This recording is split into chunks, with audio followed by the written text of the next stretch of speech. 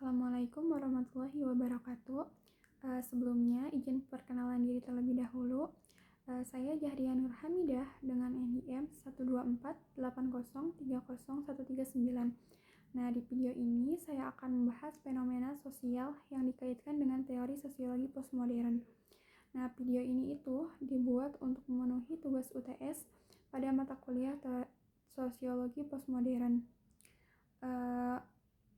Pada kesempatan kali ini, saya akan menganalisis dua berita yang cukup menarik untuk dibahas, yaitu tentang sosok Mbak Rara sebagai pawang hujan yang ditolak di Aceh, serta perubahan makna kata sawit di KBBI setelah pernyataan dari Presiden Prabowo Subianto. Nah, langsung saja untuk berita yang pertama, yaitu sosok Mbak Rara sebagai pawang hujan yang ditolak mentah-mentah di Aceh. Nah, pernah dengar tentang Mbak Rara, pawang hujan yang sempat viral di Indonesia? Nah, ia itu dikenal karena aksinya di MotoGP Mandalika, tapi justru ditolak mentah-mentah saat hadir di Aceh. Mari kita bahas menurut sudut pandang postmodernisme. Nah, Mbak Rara ini memiliki nama lengkap Raden Roro Istiati Wulandari. Adalah seorang pawang hujan yang dipercaya bisa mengendalikan cuaca melalui ritual tertentu. Nah, saat bertugas di MotoGP Mandalika tahun 2022, ia terlihat membawa mangkuk emas, membaca mantra, dan juga melakukan gerakan khusus untuk meredakan hujan. Nah, menariknya, ia sering dilibatkan dalam acara besar seperti Asian Games tahun 2018 dan acara kenegaraan lainnya. Bahkan, jasanya dihargai dengan bayaran yang cukup tinggi. Namun, ketika Mbak Rara hadir di Aceh, ia justru mendapatkan penolakan. Hal ini itu karena masyarakat Aceh memiliki nilai agama yang sangat kuat. Mereka percaya bahwa hujan adalah kuasa Tuhan, sehingga praktik seperti pawang hujan dianggap tidak sesuai ajaran agama Islam. Nah, menurut Jean-Francois Lyotard, seorang tokoh postmodernisme, masyarakat modern mulai tidak percaya pada metanarasi atau kebenaran mutlak seperti agama, sains, atau ide kemajuan.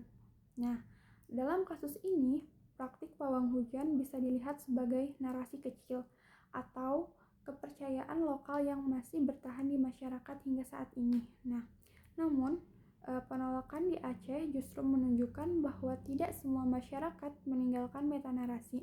Di sana, agama masih menjadi kebenaran utama yang tidak bisa digantikan oleh kepercayaan lainnya gitu.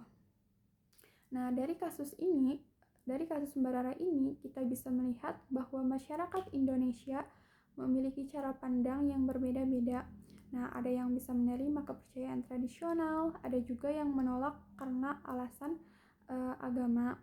Hal ini itu menunjukkan bahwa di era sekarang berbagai kebenaran bisa saling bertabrakan dan tidak semua hal bisa diterima di setiap tempat gitu.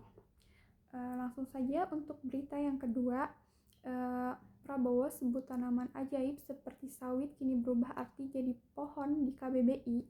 Nah, pernah nggak sih kalian kepikiran kalau arti sebuah kata kamus ternyata bisa berubah karena kekuasaan? Nah, contohnya ini baru-baru ini definisi sawit di KBBI berubah dari sekedar tumbuhan menjadi pohon. Nah, perubahan ini itu terjadi setelah Presiden Prabowo Subianto menyebut sawit sebagai tanaman ajaib. Lalu apakah ada hubungannya dengan teori kekuasaan? Nah, Presiden Prabowo Subianto ini dalam sebuah acara nasional menyebut kelapa sawit sebagai miracle crop atau tanaman ajaib. Nah, menurutnya sawit ini sangat penting karena digunakan di berbagai industri, mulai dari makanan, kosmetik, sampai bahan bakar lainnya gitu. Tidak lama setelah itu, Badan mengubah definisi sawit di KBBI jika sebelumnya disebut sebagai tumbuhan, sekarang berubah menjadi pohon. Sekilas ini terlihat seperti perubahan biasa, tapi kalau kita perhatikan, perubahan ini seolah memperkuat pernyataan Presiden bahwa sawit adalah tanaman penting dan layak dipandang lebih besar gitu. Nah, menurut Michael Foucault, pengetahuan itu tidak pernah netral. Pengetahuan selalu berkaitan dengan kekuasaan. Uh, Artinya, siapa yang punya kekuasaan, dia juga bisa mempengaruhi apa yang dianggap benar. Uh, Dalam kasus ini, perubahan definisi sawit bisa dilihat sebagai contoh bagaimana kekuasaan bekerja melalui bahasa ketika pemerintah atau tokoh berpengaruh menyebut sawit sebagai sesuatu yang penting, bahkan ajaib. Lalu definisi resminya ikut berubah, maka disitulah terlihat hubungan antara kekuasaan dan juga pengetahuan.